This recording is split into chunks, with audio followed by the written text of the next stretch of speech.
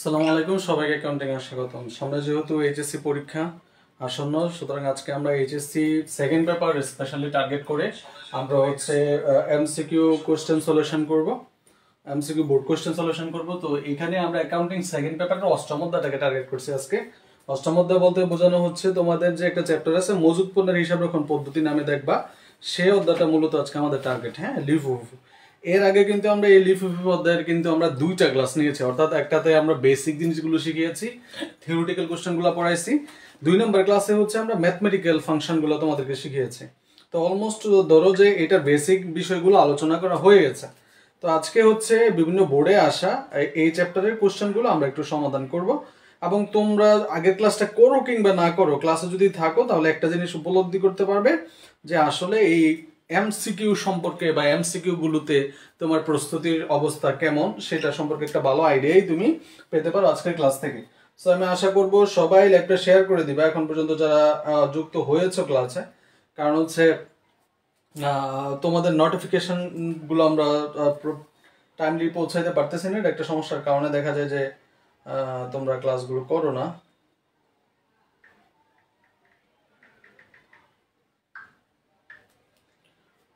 সবাই একটু যদি দ্রুত লাইভটা শেয়ার করে দিই, যারা অলরেডি ক্লাসে যুক্ত হয়েছে তোমার মাধ্যমে হয়তো আরো কয়েকজন ক্লাসে যুক্ত হতে পারবে। আমরা আশা করছি সবাই লাইভটা শেয়ার করে দিব।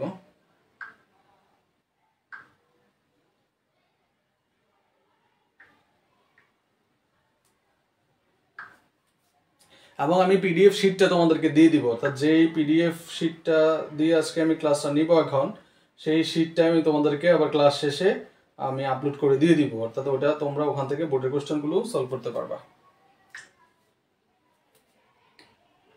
সবাই কাইন্ডলি একটু লাইভটা শেয়ার করে দেই, যারা ক্লাসে নাই তোমার পরিচিত সবাইকে একটু মেনশন করে দিও।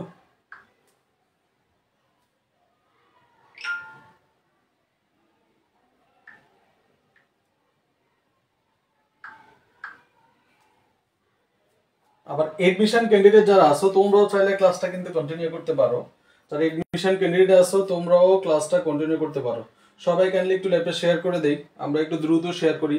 অনেক প্রায় 120টার মতো কোশ্চেন আছে, আমরা এগুলো সবগুলোই সমাধান করব যদি তোমরা শেষ পর্যন্ত থাকো আর কি ক্লাসে। এবং শুধু যে কোশ্চেন সমাধানই করবো তা না, ওই কোশ্চেন রিলেটেড বা এই কোশ্চেনটা আরো কিভাবে আসতে পারে পরীক্ষায় সেই বিষয়গুলোও কিন্তু আমরা আলোচনা করবো ইনশাল্লাহ, ঠিক আছে? তো সবাই কাইন্ডলি লাইভটা একটু শেয়ার করে দাও, সবাই শেয়ার করে দিও, মেনশন করে দিতে পারো কমেন্টে তোমাদের পরিচিত যারা আছে তাদেরকে, যাদের করে তারাও ক্লাস সাথে যুক্ত হতে পারে।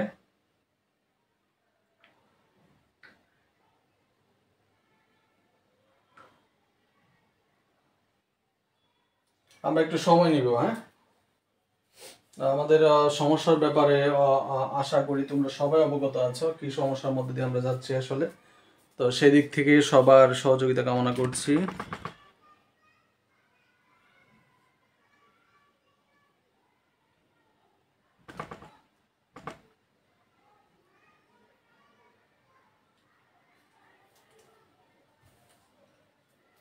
আবার অনেকের পরীক্ষা চলতেছে, অর্থাৎ অনেকের কলেজে টেস্ট পরীক্ষা চলমান আছে, তাতেও হয়তো অনেকে ক্লাস করতে পারবে না। বাট হচ্ছে ক্লাসটা যদি কষ্ট করে করো তাহলে হয়তো অনেক কিছুই জানতে পারবা, দেখতে পারবা, শিখতে পারবা।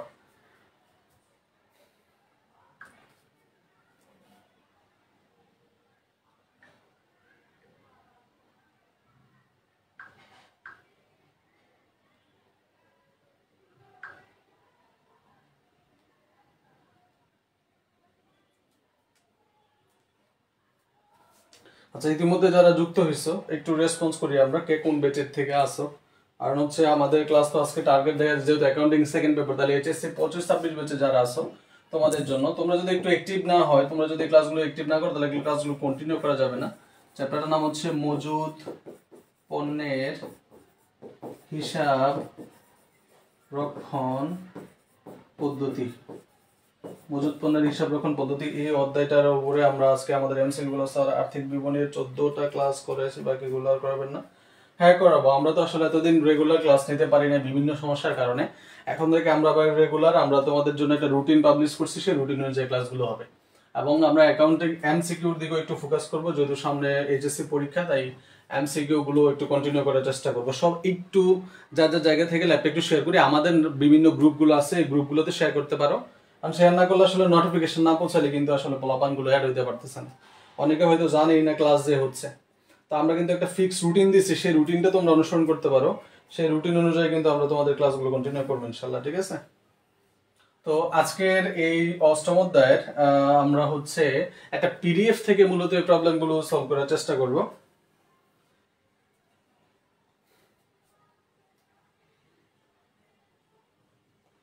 সবাই এখনো যারা ল্যাপটপ শেয়ার করো নাই তোমরা কি, তাহলে এরকম অবস্থা হলে তো আসলে ক্লাসটা কন্টিনিউ করে একটু বিপদ হয়ে যাবে। আর যারা এখনো আসলে শেয়ার করো নাই একটু কাইন্ডলি যদি শেয়ার করো তাহলে হয়তো বাকিরা যুক্ত হতে পারবে।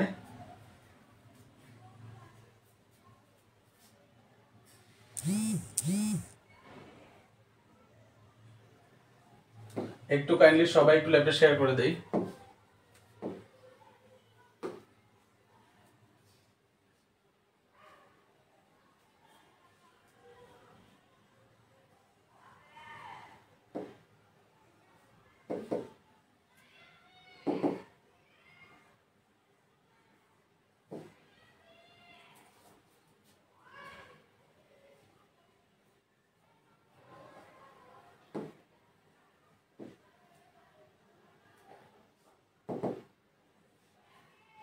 ওকে, তো আমরা অলরেডি আমাদের প্রশ্নটা পেয়ে গেছি, যে প্রশ্নটা আমরা আসলে সমাধান করব। তো এইখানে আমরা অনেক ধরনের প্রশ্ন আসলে পাবো, বোর্ডের কোশ্চেন যেহেতু অনেকগুলো প্রশ্ন পাওয়া যাবে, একটু খেয়াল করতে হবে কি কি বিষয়গুলো মাথায় আসে আমাদের, বা কোন কোন বিষয়গুলো বেশি পরীক্ষা আসে সেই বিষয়গুলো একটু খেয়াল করবে সবাই। তো এখন প্রথম দেখো একটা পণ্য আছে যে মজুদ পণ্য কোন ধরনের সম্পদ। মজুদ পণ্য কোন ধরনের সম্পদ তোমার কাছে এটা জানতে চাওয়া হয়েছে। মজুদ পণ্য কোন ধরনের সম্পদ, ভালো করে খেয়াল করো। বলা হয়েছে মজুদ পণ্য কোন ধরনের সম্পদ। এখন এটা কি আছে, স্থায়ী সম্পদ আছে, অদৃশ্যমান সম্পদ আছে, চলতি সম্পদ আছে, ভুয়া সম্পদ আছে। তো এটার অ্যান্সারটা কি হবে আসলে, বেসিক্যালি ঢাকা এডমিশনের গুলো সলভ করেন। আর ঢাকা ইউনিভার্সিটি এডমিশনের কোশ্চেন তো সলভ করে দিছি ভাই, ঢাকা ইউনিভার্সিটি এডমিশনের কোশ্চেন তো সলভ করে দিছি। খেয়াল করো তাহলে মজুদ পণ্য কোন ধরনের সম্পদ, এটা অষ্টম অধ্যায় থেকে প্রায় সময় পরীক্ষায় প্রশ্ন আসে। তাহলে এখানে মজুদ পণ্য অবশ্যই এটা কি সম্পদ, মজুদ পণ্য একটা চলতি সম্পদ, এবং এটা স্পর্শনীয় সম্পদ পরীক্ষা যদি আসে কখনো অ্যান্সার করতে পারবে। স্পর্শনীয়, হ্যাঁ স্পর্শনীয় সম্পদ, এটা একটা স্পর্শনীয় সম্পদ। তবে বেসিক অ্যান্সার হচ্ছে, মানে সব থেকে পারফেক্ট অ্যান্সার হচ্ছে এটা একটা চলতি সম্পদ। এটা কি সম্পদ, এটা একটা চলতি সম্পদ। মজুদ পণ্য হচ্ছে একটা কি সম্পদ, চলতি সম্পদ। আচ্ছা, এখন একটা পরীক্ষা প্রশ্ন আসে প্রায় সময়, মজুদ পণ্য কয় ধরনের হয়, কেউ কি বলতে পারবা? মজুদ পণ্য কয় ধরনের হয়, কেউ কি বলতে পারো কিনা? মজুদ পণ্য কয় ধরনের হয়? আমি তোমাকে অপশন দিলাম 2, ধরো অপশন কতে দিলাম 2, খতে দিলাম হচ্ছে 3, গতে দিলাম 4, গতে দিলাম 5। কেউ কি বলতে পারবা মজুদ পণ্য কয় ধরনের হয়? হ্যাঁ ফাহিম, আমরা অলরেডি এটা সলভ ক্লাস দিছি, তোমরা ওটা করে নাও। হ্যাঁ আচ্ছা বলো ভাইয়া, এগুলো তোমার এডমিশনও কাজে লাগবে, যারা এডমিশন আসে ক্লাসটা কন্টিনিউ করতে পারো। মজুদ পণ্য কয় ধরনের হয়, মজুদ পণ্য কয় ধরনের হয়? ফাহিম বলছো মজুদ পণ্য 2 ধরনের হয়। দেখে আর কেউ বলতে পারি কিনা মজুদ পণ্য কয় ধরনের হয়? মজুদ পণ্য কয় ধরনের হয়? দেখো অনেক বেসিক জিনিস কিন্তু এখান থেকে শিখতে পারবা, বোর্ডের কোশ্চেন সলভ করবো কিন্তু এগুলা দিয়ে অনেক কিছুই তুমি জানতে পারবা। কালান্তিক মজুদ, অবিরত মজুদ না ফাহিম, এটা হচ্ছে মজুদ পণ্য হিসাব রক্ষণের পদ্ধতি, এটা মজুদ পণ্যের ধরন না। তুমি যেটা অ্যান্সার করছো এটা হচ্ছে মজুদ পণ্যের হিসাব রক্ষণের পদ্ধতি বলা হয়, ঠিক আছে? আর ধরনটা আলাদা। তীর্থরাজ বলছো 2 ধরনের। তোমরা দেখো যারা অলরেডি যুক্ত হয়েছে, তোমরা যদি একটু কোঅপারেট করো, সবাই যদি একটু যার যার জায়গা থেকে যার যার প্রোফাইল থেকে একটা করে শেয়ার করো, তাহলে কিন্তু ক্লাস উপস্থিতি বাড়তো। আমাদের সমস্যাগুলো তোমাদের মাধ্যমে সমাধান করার প্রয়োজন, এজন্য তোমাদের সহযোগিতা দরকার। তাহলে মজুদ পণ্য হয় 3 ধরনের। মজুদ পণ্য কয় ধরনের হয়? 3 ধরনের হয়। এইটা থেকে প্রশ্ন আসে এমসিকিউ প্রায় সময়। মজুদ পণ্য যেমন ধরো হচ্ছে একটা মজুদ পণ্যের নাম হচ্ছে কাঁচা মাল। মজুদ পণ্যটার নাম কি? কাঁচা মাল। মজুদ পণ্যের এক নম্বর ধরন হচ্ছে কাঁচা মাল। তারপর হচ্ছে চলতি পণ্য, ঠিক আছে? তারপর আরেকটা হচ্ছে সমাপ্ত, সমাপ্ত বা উৎপাদিত, সমাপ্ত বা উৎপাদিত পণ্য, ঠিক আছে? সমাপ্ত বা উৎপাদিত, এই হচ্ছে 3 ধরনের মজুদ পণ্য। এই কাঁচামালকে বলা হয় র মেটেরিয়াল। কি বলা হয়? RAW, র মেটেরিয়াল, METERIAL, মেটেরিয়াল, ঠিক আছে? আর চলতি পণ্যকে বলা হয় ওয়ার্ক ইন প্রসেস, অর্থাৎ যে পণ্যের কাজ চলমান আছে, এটা এখনো শেষ হয় নাই। সমাপ্ত পণ্য, উৎপাদিত পণ্যের নাম হচ্ছে কি? এটার নাম হচ্ছে ফিনিশড গুডস। এটার নাম কি? এটা হচ্ছে ফিনিশড গুডস। ঠিক আছে, তাহলে খেয়াল করে দেখো কি কি পেলাম আমরা। আমরা দেখলাম যে মজুত পণ্য সাধারণত কয় ধরনের হয়? 3 ধরনের হয়। একটা হচ্ছে কাঁচামাল, মজুত পণ্যের অংশ আর কি এগুলো, ঠিক আছে, মজুত পণ্যের অংশ। তাহলে চলতি পণ্য, তারপর হচ্ছে সমাপ্ত পণ্য বা উৎপাদিত পণ্য। খুবই গুরুত্বপূর্ণ, এইটা প্রায় সময় পরীক্ষায় আসতে দেখা যায়, এটা প্রায় সময় পরীক্ষায় আসতে দেখা যায়। আরেকটা জিনিস মাথায় রাখবা, মজুত পণ্য বলতেই বুঝবা কোন মজুত পণ্য বলো তো? মজুত পণ্য বলতে বুঝবা সমাপনী মজুত পণ্য। মজুত পণ্য বলতে কোন মজুত পণ্যকে বুঝবা? মজুত পণ্য বলতে সমাপনী মজুত পণ্যকে বুঝবা। ঠিক আছে, মজুত পণ্য বলতেই সমাপনী মজুত পণ্যকেই বুঝবা। আর এই যে জিনিসগুলো আমি লিখবো এগুলো একটু জটপট খাতার মধ্যে লিখে নিবা ইনশাআল্লাহ। ঠিক আছে, আচ্ছা তাহলে এখানে একটা প্রশ্ন করা হয়েছে, দেখো এটা হচ্ছে কি, প্রশ্নটা কি, যে যদিও এটা বোর্ডে আসেনি, আমরা এটা আসলে না দেখলেও পারি, তারপরে দেখি। বর্তমান হিসাবকালের মজুদ, বর্তমানের মজুদ পরবর্তী হিসাবকালে কি নামে পরিচিত হবে? আমরা জানি চলতি বছরের সমাপনীটা পরের বছরের প্রারম্ভিক হয়, এটা সবাই জানি কিনা? চলতি বছরে যেটা সমাপনী মজুদ, পরের বছরে এটা গিয়ে কি হয়ে যায়? প্রারম্ভিক মজুদ। তাহলে এটা আনসার হবে কি স্যার? প্রারম্ভিক মজুদ। আচ্ছা, আমরা এখানে বোর্ডে আসছে এরকম একটা প্রশ্ন দেখি, দেখো দিনাজপুর বোর্ড 2017 সালে আসা একটা প্রশ্ন যদি খেয়াল করো, উৎপাদন প্রক্রিয়া অব্যাহত রাখার জন্য যে পরিমাণ মজুদ বা যে পরিমাণ মাল সর্বদাই মজুদ রাখা হয় তাকে কি বলে? এটা হয়তো অনেকেই জানো না, এটা হয়তো অনেকেই জানো না বা পারো না। মানে তোমার এমন হতে পারবে না যে মজুদ পণ্যের জন্য তোমার উৎপাদন প্রক্রিয়া বন্ধ হয়ে গেছে। মানে উৎপাদন প্রক্রিয়া যেন সবসময় চলমান থাকে, এর জন্য একটা ব্যবস্থা নেওয়া হয় বা এক ধরনের মজুদ সংরক্ষণ করা হয়, এটা নাম হচ্ছে নিরাপত্তা মজুদ, সেফটি মানে ইনভেন্টরি বলা হয়, সেফটি মার্জিন বলা হয়। তার মানে এরকম কিছু দাও না, সিকিউরিটি রাখে না অনেকে, মানে তার বিপদ হবে না, বাট বিপদ যদি হয় ওটা চিন্তা করে কিন্তু সে সিকিউরিটিটা রাখে। তাহলে আনসারটা হবে কি? নিরাপত্তা। ঠিক আছে, আচ্ছা এইখানে একটা প্রশ্ন আসছে চট্টগ্রাম বোর্ড 2015, দেখো প্রশ্নটা এডমিশন স্টাইলের, খুবই কনসেপচুয়াল। প্রারম্ভিক মজুত পণ্যের মূল্য ব্যাখ্যায় সমাপনী মজুত পণ্যের মূল্য বেশি দেখাইলে কি কি হইতে পারে? সমাপনী মজুত পণ্যের মূল্য যদি বেশি দেখাও তাহলে কি কি হইতে পারে? খুবই গুরুত্বপূর্ণ এবং অনেক বেশি কনসেপচুয়াল। সমাপনী মজুত পণ্য বেশি দেখাইলে কি কি করতে পারে, প্রারম্ভিক মজুত পণ্য বেশি দেখাইলে কি কি করতে পারে, এই বিষয়গুলো কিন্তু আমরা বিস্তারিত আলোচনা করছি। কোথায়? আমরা এগুলো আমাদের আগের যে 2টা ক্লাস হয়েছে এই চ্যাপ্টারের উপর, ওইগুলোর উপর আমরা কিন্তু এই টপিকটার বিস্তারিত আলোচনা করছি। তাহলে এখানে অ্যান্সারটা কি হবে? যে একটা জিনিস একটু খেয়াল করো, আমি একটু শর্টকাট তারপরে আলোচনা করে দেই, তোমাদের বুঝতে সুবিধা হবে। সমাপনী মজুদ পণ্য ভার্সেস বিক্রিত পণ্যের ব্যয়, বিক্রিত পণ্যের ব্যয়, অর্থাৎ সমাপনী মজুদ পণ্যের সাথে বিক্রিত পণ্যের ব্যয়ের সম্পর্কটা কেমন? সমাপনী মজুদের সাথে বিক্রিত পণ্যের ব্যয়ের সম্পর্ক হচ্ছে নেগেটিভ, অর্থাৎ ঋণাত্মক। উপস্থিতি যদি এরকম থাকে তাহলে হয়তো ক্লাসটা কন্টিনিউ করতে পারবো না, কারণ হচ্ছে উপস্থিতি কম থাকলে মোটিভেশন কাজ করে না, তোমরা শেয়ারও করো না ক্লাসে। তোমাদের জন্য আসলে এগুলো অনেক বেশি গুরুত্বপূর্ণ, কারণ এই কনসেপ্টগুলো না জানলে এমসিকিউ তো ভালো করা খুবই টাফ হয়ে যাবে। এবং এবারে ঢাকা ইউনিভার্সিটি কোশ্চেন বা মার্কেটিং ম্যানেজমেন্ট এডমিশনের জন্য কিছু প্র্যাকটিস বই, মার্কেটিং ম্যানেজমেন্টের জন্য তো ব্যবসা বিচিত্রটাই ভালো, হ্যাঁ এটাই ভালো বই, জয়গুলি প্রকাশনী। আর মার্কেটিং এর জন্য ফান্ডামেন্টাল অফ মার্কেটিং পড়তে পারো বা মার্কেটিং বিচিত্রও পড়তে পারো। আচ্ছা, তো এগুলো কনসেপ্ট খেয়াল করো, শর্টকাটে যদি মনে রাখো, সমাপনী মজুদ পণ্যের সাথে বিক্রিত পণ্যের ব্যয়ের সম্পর্ক হচ্ছে ঋণাত্মক। ঋণাত্মক মানে বিপরীত, ঋণাত্মক মানে কি? বিপরীত। ঋণাত্মক মানে কি? ঋণাত্মক মানে হচ্ছে বিপরীতমুখী সম্পর্ক। কি সম্পর্ক? বিপরীতমুখী। বিষয়টা কি তাহলে? যে সমাপনী মজুদ পণ্য যদি বাড়াও তাহলে বিক্রিত পণ্যের ব্যয় কি হবে? কমবে। বিপরীত সম্পর্ক তো এমনই। সমাপনী মজুদ পণ্য যদি তুমি কমায় দাও তাহলে কি হয়ে যাবে? বিক্রিত পণ্যের ব্যয়টা বেড়ে যাবে। এইটা মনে রাখতে হবে, এইটা মনে রাখতে হবে। তাহলে একটা সিনারি তোমাকে আমি দেখাই, খেয়াল করো। সমাপনী মজুদ বেশি দেখালে কি হবে বলো তো স্যার? সমাপনী মজুদ যদি বেশি দেখাও তাহলে কাহিনী বা ঘটনা কি কি ঘটতে পারে দেখো, খেয়াল করো।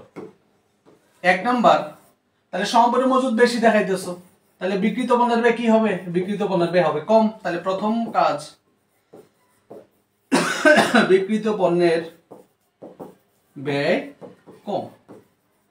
মনে রাখবা সব সময় ব্যয়ের সাথে মুনাফার সম্পর্ক হচ্ছে নেগেটিভ। ব্যয় বেশি দেখালে তোমার মুনাফা কম হবে, ব্যয় কম দেখালে তোমার মুনাফা বেশি হবে, সিম্পল জিনিস। তাহলে ব্যয়ের পরিমাণ দেখো, ব্যয়, এই যে ব্যয়ের পরিমাণ যেহেতু তুমি কম দেখাইছো, তাহলে ব্যয়ের পরিমাণ কম দেখানোর কারণে তোমার মোট লাভ কি হবে বলো তো স্যার? মোট লাভ হবে বেশি। শুধু যে মোট লাভই বেশি হবে তা না, মোট লাভ বেশি হওয়ার কারণে দেখা যাবে যে তোমার কি হবে, নিট লাভও বেশি হবে। নিট লাভও কি হবে, বেশি হবে। আর নিট লাভ যদি বেশি হয় তাহলে তোমাকে আয়করও কি দিতে হবে, আয়কর বেশি দিতে হবে, আয়করের পরিমাণটাও কি হবে, বেশি হবে।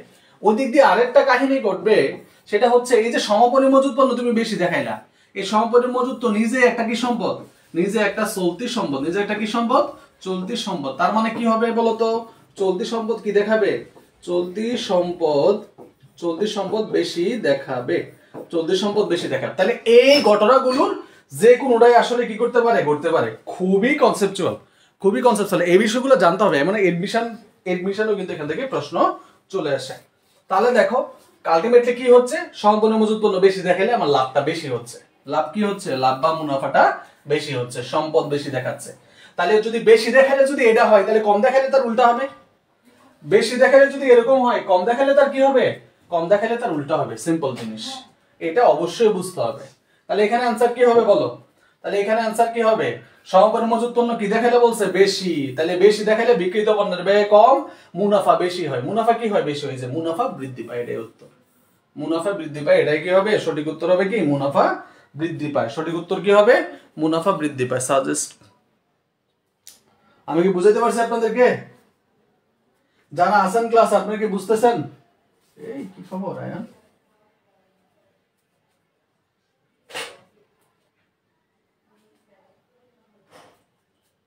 সবাই কি ল্যাপে একটু শেয়ার করবেন? ক্লাস কি কন্টিনিউ করব নাকি শেষ করে দিব বলেন?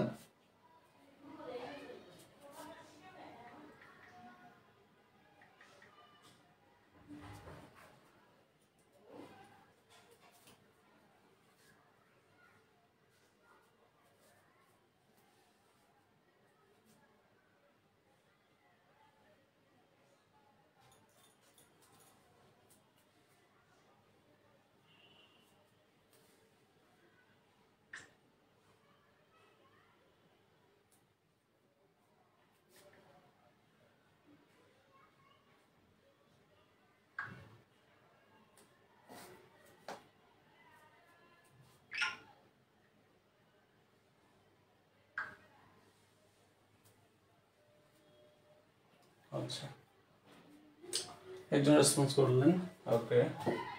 তারপর আসেন হচ্ছে এইটাও একটু দেখে রাখেন, মজুত পণ্য ব্যবস্থাপনার উদ্দেশ্য কি, আসলে কি কারণে বা কিসের জন্য আমরা মজুত পণ্য ব্যবস্থাপনা, মজুত পণ্যগুলোকে আমরা হিসাবভুক্ত করব বা এটা আলাদা করে হিসাব রাখবো।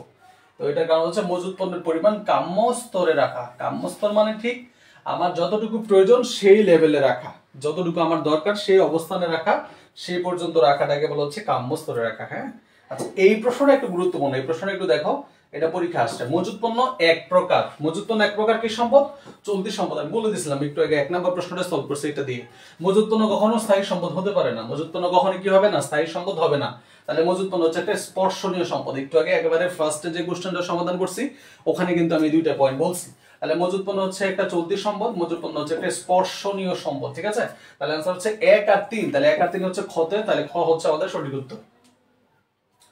আচ্ছা, এখানে আরেকটা প্রশ্ন, আমি কিন্তু অলরেডি তোমাদেরকে একটা জিনিস দেখাইছি যে সমাপনী মজুদের সাথে বিক্রিত পণ্যের ব্যয় সম্পর্ক হচ্ছে ঋণাত্মক, তাই বলাইছে কিনা? এখন আসো, তোমাকে যদি বলা হয় যে প্রারম্ভিক মজুদ ভার্সেস বিক্রিত পণ্যের ব্যয়, এইটাও মনে রাখলে তুমি আরো কিছু কোশ্চেন কমন পেয়ে যাবে। এরা সম্পর্কে কি জানো? এরা সম্পর্ক হচ্ছে ধনাত্মক। এরা সম্পর্ক কি? ধনাত্মক, মানে সমমুখী সম্পর্ক। কি সম্পর্ক? সমমুখী সম্পর্ক, একই রকম সম্পর্ক। অর্থাৎ যদি প্রারম্ভিক মজুদ যদি তুমি বাড়ায় দাও তাহলে তোমার বিক্রিত পণ্যের ব্যয়টা অটোমেটিক্যালি কি হয়ে যাবে? বেড়ে যাবে। প্রারম্ভিক মজুদ যদি কমায় দাও তাহলে বিক্রিত পণ্যের ব্যয় অটোমেটিক কমে যাবে, মানে সিমিলার, যে একই দিকে মুভমেন্ট করবে আর কি। বিষয়টা হচ্ছে এরকম। এখন এখানে যে জিনিসটা জরুরি, দেখো আমি তোমাকে আবার আরেকটা পয়েন্ট ধরাই দিই। যদি প্রারম্ভিক মজুদ কি দেখানো হয়, প্রারম্ভিক মজুদ যদি বেশি দেখানো হয়, খেয়াল করতে হবে, প্রারম্ভিক মজুদ যদি বেশি দেখানো হয় তাহলে তোমার কি কি কাহিনী ঘটবে, কি কি ঘটনা ঘটবে দেখো। 1 নম্বরে প্রারম্ভিক মজুদ যেহেতু বেশি দেখাইছো, তাহলে বিক্রিত পণ্যের ব্যয় সমমুখী সম্পর্ক হওয়ার কারণে বিক্রিত পণ্যের ব্যয়টাও কি হবে, বিক্রিত পণ্যের ব্যয়ও কি হবে, বেশি হবে। আর ব্যয় যদি বেশি হয় তাহলে মোট লাভ কি হবে, মোট লাভ অবশ্যই কি হবে, কম হবে। ব্যয় যদি বেশি দেখানো হয় তাহলে লাভ কি হবে, কম হবে। মোট লাভ কম হওয়ার সাথে সাথে কিন্তু তোমার নিট লাভও কম হবে, তাই হবে কি না, নিট লাভও কম হবে। আর নিট লাভ যদি কম হয় তাহলে তোমার আয়কর কি দিতে হবে, আয়করও কম দিতে হবে, আয়করও কম দিতে হবে। আচ্ছা, আর ওদিক দিয়ে এইটাকে তো আর সম্পদ বলা যাবে না, তাহলে আপাতত এই পর্যন্তই শেষ। তাহলে এই ঘটনাগুলো মনে রাখলে কিন্তু এই টাইপের যে এমসিকিউ গুলো আসবে সেগুলো কিন্তু খুব সহজে তুমি সমাধান করতে পারবা। এইগুলো যে শুধু বোর্ড এমসিকিউ তো আসবে তা না, এগুলো এডমিশনের কোশ্চেন, এগুলো এডমিশনেও আসে, এই সম্পর্কগুলো থেকে এডমিশনের কোশ্চেন আসে। তাহলে অ্যানসারটা কি দেখি আমরা, কি বলছে যে প্রারম্ভিক মজুদ পণ্যের মূল্য বেশি দেখালে, যদি প্রারম্ভিক মজুদ পণ্যের মূল্য বেশি দেখানো হয় তাহলে বিক্রিত পণ্যের ব্যয়ও বেশি দেখানো হবে। আর ব্যয় বেশি দেখালে মুনাফা কি হবে, কম হবে। ব্যয় বেশি দেখালে মুনাফা কি হবে, কম হবে। চলতি দায় পরিমাণ বেশি দেখাবে। এই প্রারম্ভিক মজুদের সাথে দায় আর সম্পত্তির কোনো সম্পর্ক নাই, তাহলে আনসার হচ্ছে 1 আর 2, তাহলে আনসার হচ্ছে ক। আনসার হচ্ছে কি ক। দেখো কত সহজ জিনিস, কত সহজ জিনিস।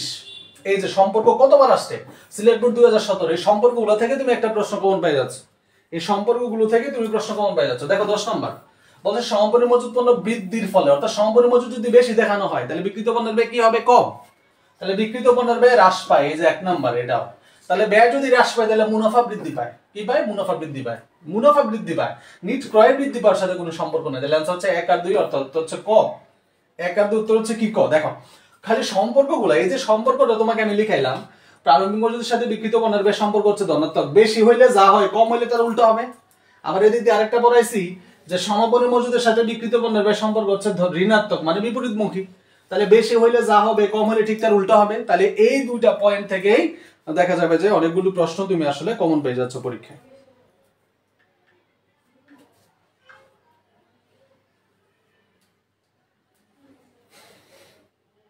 ওকে, তারপরে আমরা আসো আরো কিছু কোশ্চেন সমাধান করি।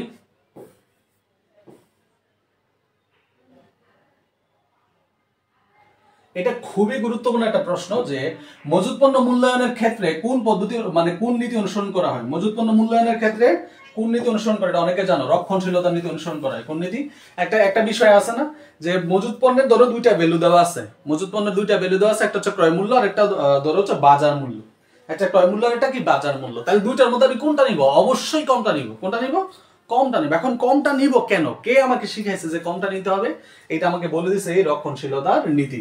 তাহলে মজুদ পণ্য মূল্যায়নের ক্ষেত্রে হিসাব বিজ্ঞানের কোন নীতি অনুসরণ করা হয়, অবশ্যই খেয়াল রাখতে হবে কি নীতি, হচ্ছে রক্ষণশীলতার নীতি। কোন নীতি, রক্ষণশীলতার নীতি।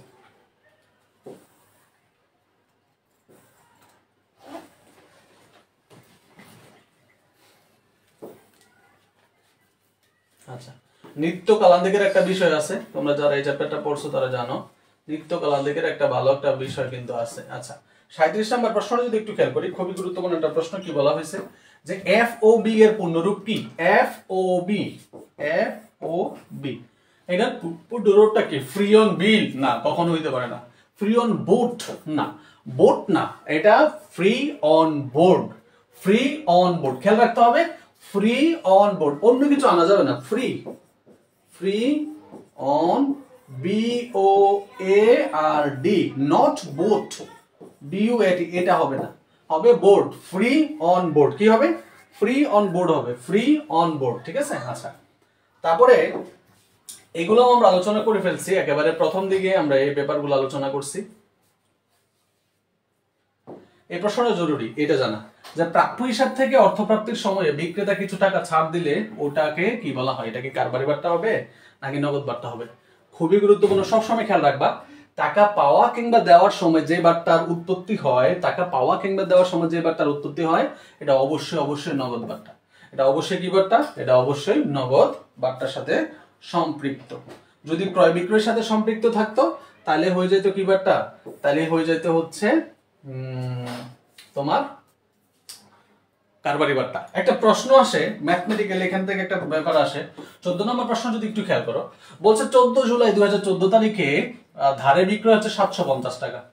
একটা শর্ত দেওয়া হয়েছে, যদি তুমি বাই 10 দিনের মধ্যে দিয়ে দাও তাহলে তোমার আমি কি দিব, 2% ছাড় দিব। কিন্তু মেয়াদ তোমাকে আমি টোটাল মেয়াদ দিলাম কতদিন, 30 দিন, অর্থাৎ টোটাল মেয়াদ দিলাম 30 দিন, 30 দিনের মধ্যে টাকা পরিশোধ করে দিবা। কিন্তু যদি কোনো কারণে তুমি 10 দিনের মধ্যে দাও তাহলে তোমাকে 2% অতিরিক্ত ছাড় দিব।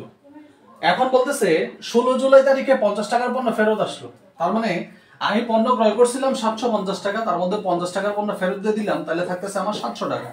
তাহলে এই 700 টাকা আমার এখন পরিশোধ করা লাগবে বা আমি পাবো।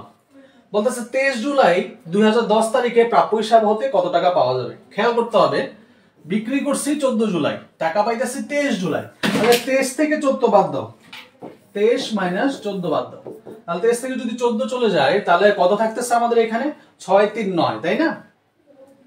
তাহলে এই যে 9, এই 9টা অবশ্যই 10 দিনের মধ্যে পড়তেছে নাকি, এটা 10 দিনের মধ্যেই পড়তেছে, অর্থাৎ আমি আর 2% ডিসকাউন্ট পাবো। যেহেতু বলছে 10 দিন, তাহলে আমি 14 তারিখে কিনে 23 তারিখে টাকা দিচ্ছি, তাহলে 23 থেকে 14 বাদ দাও, 24 তারিখে হইলেও আমি ডিসকাউন্টটা পাইতাম, 24 থেকে 14 চলে গেলে থাকতো 10 দিন, তাহলে এখন আমি ডিসকাউন্টটা পেয়ে যাবো। তো ডিসকাউন্টটা কত, 2%, তাহলে 700 টাকার 2% কত, 700 টাকার 2% হচ্ছে 14 টাকা। তাহলে এই 700 টাকা থেকে আমি আরো 14 টাকা বাদ দিব, আরো 14 টাকা কম দিব, তাহলে 700 থেকে যদি আরো 14 টাকা কম দেই তাহলে আমি টাকা পরিশোধ করবো হচ্ছে 686 টাকা। কত টাকা, 686। এখন একটা জিনিস জানার বিষয়, যদি এমন হইতো যে এই টাকাটা যদি 25 তারিখে পরিশোধ করা হইতো তাহলে কিন্তু আমার পুরো 700 টাকায় পরিশোধ করা লাগতো। মানে আমি যদি কখন পরিশোধ করতাম, 23 তারিখে না হয়ে যদি 25 তারিখ হইতো, যদি এটা 10 দিনের বেশি হয়ে 11 দিন হয়ে যেত, তখন কিন্তু আমাকে আসলে পুরো টাকাটাই পরিশোধ করা লাগতো, তখন কিন্তু আমি আর এই 2% এর সুবিধাটা পাইতাম না। কারণ 2% সুবিধা পাওয়ার জন্য শর্ত কি ছিল, 10 দিনের মধ্যে পরিশোধ করতে হবে, কিন্তু তুমি তো 11 দিনের মাথায় চলে গেছো, সুতরাং তুমি এই বার্তার সুবিধাটা আর গ্রহণ করতে পারবা না। এটা অনেক বেশি আসে পরীক্ষায়, ঠিক আছে? এবং শুধু যে তোমাদের বোর্ড পরীক্ষা আসে তা না, বিভিন্ন চাকরি পরীক্ষাতেও এটা অনেকবার আসছে, বিভিন্ন চাকরি পরীক্ষায়ও এই প্রশ্নটা অনেকবার আসছে, ঠিক আছে? আচ্ছা, এখানে একটা জিনিস খেয়াল রাখতে হবে, এই প্রশ্নটা ইম্পর্টেন্ট, যে পরিবহন সংক্রান্ত শর্ত কোনটা, একটা হচ্ছে এফওবি ডেস্টিনেশন আর একটা হচ্ছে এফওবি শিপিং পয়েন্ট, এই দুইটা হচ্ছে পরিবহন সংক্রান্ত শর্ত। যখন এফওবি শিপিং পয়েন্ট লেখা থাকে তখন পরিবহন খরচ বহন করবে হচ্ছে ক্রেতা, আর যখন ডেস্টিনেশন লেখা থাকে তখন পরিবহন খরচ বহন করবে হচ্ছে বিক্রেতা। কে বহন করবে? বিক্রেতা। আর এই 210 নেট 30 এটা হচ্ছে নগদ বার্তার সাথে জড়িত। কার সাথে? নগদ বার্তা। এইটাও পরীক্ষা আসতে পারে, নিচের কোনটি নগদ বার্তার সাথে জড়িত। তাহলে এই যে 210 নেট 30 টোটাল সময় 30 দিন, কিন্তু যদি 10 দিনের মধ্যে দাও তাহলে 2% ছাড় দেবো, এটা হচ্ছে কিসের সাথে জড়িত? বার্তার সাথে জড়িত। দেখো এই টাইপের প্রশ্ন আরো আছে, নিচে যদি একটু খেয়াল করো কি বলা হয়েছে।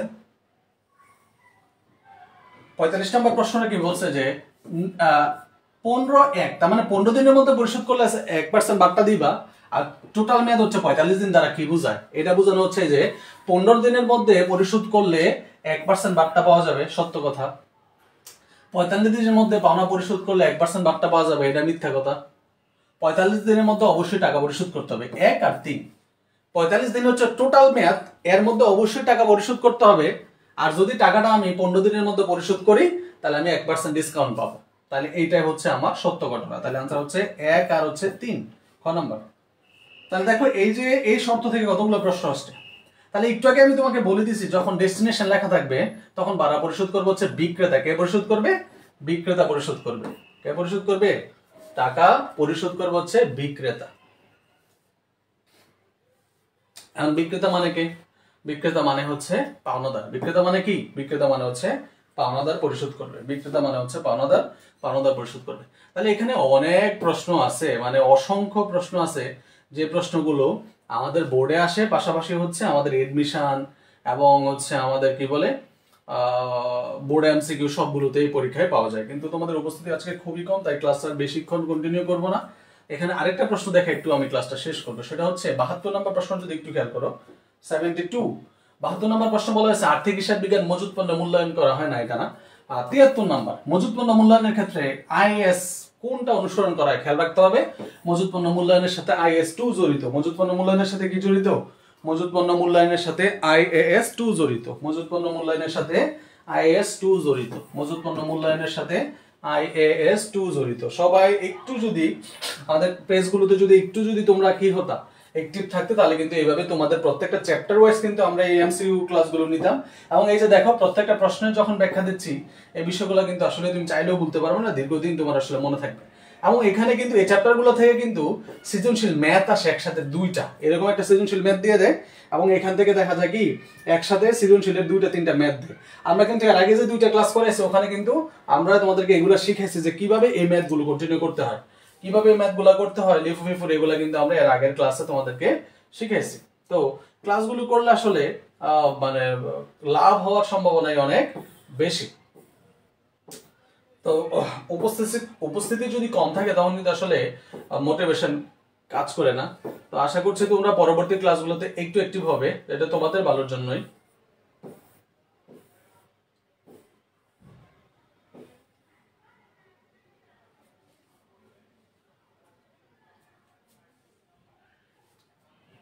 আচ্ছা, এখানে একটা প্রশ্ন দেখো, 78 নম্বর প্রশ্নটা একটু দেখো। এটা একটা সহজ জিনিস, আমরা সবাই পারবো বা বুঝবো যে কোন পদ্ধতিতে প্রদর্শিত মূল্য প্রকৃত মূল্য অপেক্ষা কম বেশি হইতে পারে। এটা হচ্ছে ওয়েটেড এভারেজ মানে বারযুক্ত গড় পদ্ধতিতে। হ্যাঁ, গড় করে ফেলি। গড় মানে কি, ধরো তুমি গড়ে 5 ঘন্টা পরে, এর অর্থ কি দাঁড়াইলো যে প্রতি মাসের যে 30 দিন, এই 30 দিনের কোনো দিন তুমি 5 ঘন্টার বেশি হবো, আবার কোনো দিন 5 ঘন্টার কম হবো। তাহলে কম বেশি দুইটাই হতে পারে, কম বেশি দুইটাই কি হইতে পারে, ঘটতে পারে, তাই না?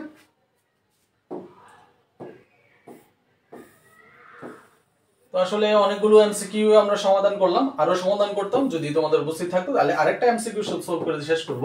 বিন কার্ড, এই বিন কার্ড আসলে খুবই গুরুত্বপূর্ণ। এমসিকিউটা পরীক্ষা আসবেই। বিন কার্ডের মাধ্যমে তুমি পণ্যের আগমন জানতে পারবা, পণ্যের নির্গমন জানতে পারবা, পণ্যের জের জানতে পারবা। কয়টা জিনিস জানতে পারবা খেয়াল করো, 3টা। কি কি জানতে পারবা? পণ্যের আগমন অর্থাৎ কি পরিমাণে মাল তোমার কাছে আসলো। স্যার সবার টেস্ট এক্সাম চলে তাই রেসপন্স কোন, হ্যাঁ বুঝতে পারছি কানিস, কিন্তু ক্লাস উপস্থিত না থাকলে পড়াইতে ইচ্ছা করে না, বুঝো না বিষয়টা। আর যাই হোক, তাহলে এখানে কি বলছে, বিন কার্ডের উল্লেখ থাকে কি মালের আগমন মালের নির্গমন। ওকে, আরেকটা কি জানতে পারবা, জের জানতে পারবা, আগমনও জানতে পারবা, নির্গমনও জানতে পারবা, জেরও জানতে পারবা। শুধু জানতে পারবা না মালের মূল্য, এইটা হচ্ছে সব থেকে বেশি গুরুত্বপূর্ণ। তাহলে মালের মূল্য জানা যাবে, এই 4টাই জানতে পারবা তুমি কিসের মাধ্যমে, মাল খতিয়ানের মাধ্যমে। মাল খতিয়ানের মাধ্যমে তাহলে কি কি জানা যায়, বুঝো, ভালো করে বুঝে নাও। মাল খতিয়ানের মাধ্যমে তুমি মালের আগমন জানতে পারবা, নির্গমন জানতে পারবা, জেড জানতে পারবা, মূল্য জানতে পারবা। কিন্তু বিন কার্ডের মাধ্যমে শুধু তুমি কি জানতে পারবা না, মূল্যের পরিমাণ মানে মূল্য জানতে পারবা না, কত টাকার পণ্য তোমার কাছে আছে তুমি এটা জানতে পারবা না। এবং এই প্রশ্নটা পরীক্ষা আসবেই, এই প্রশ্নটা পরীক্ষা আসবে। বিন কার্ডের মাধ্যমে কোনটি জানা যায় না, মালের মূল্য অথবা মাল মানে হচ্ছে কি টাকার পরিমাণ জানা যায় না। আর সবগুলো জানা যায় কিসের মাধ্যমে, সবগুলো জানা যায় হচ্ছে মাল খতিয়ান। মাল খতিয়ান মানে কি, এই যে লিফো ফিফো এগুলাকে আমরা মাল খতিয়ান বলি আর কি। ঠিক আছে, সো এটার মাধ্যমে তুমি আবার সবই জানতে পারবা, কিন্তু বিন কার্ডের মাধ্যমে তুমি একটা জানতে পারবা না। সেটা কি, সেটা হচ্ছে আমাদের মালের মূল্য জানতে পারবে না। তাহলে আমরা অলমোস্ট 40 মিনিটস ক্লাস নিয়েছি এবং উপস্থিতি খুবই কম। আজকে আর কন্টিনিউ করছি না, আমরা এখানে শেষ করবো। যদি অনেকে টেস্ট পরীক্ষা ক্লাসগুলো এখন না হলেও পরে হইলেও করে নিও। তাহলে কালকে আমাদের ক্লাস বুধবার না, কালকে অফ থাকবে। আমরা তোমাদের রেসপন্স অনুযায়ী, তোমাদের প্রয়োজন অনুযায়ী আমরা আবার ক্লাস নেব। সপ্তাহে 3 দিন ফিক্সড রুটিন অনুযায়ী আমাদের ক্লাস। আমাদের রুটিন আমাদের আমাদের কভার ফটোতে দেওয়া আছে। সপ্তাহে 1 দিন এক্সাম, অর্থাৎ শুক্রবার একটা পরীক্ষা হওয়ার কথা আছে।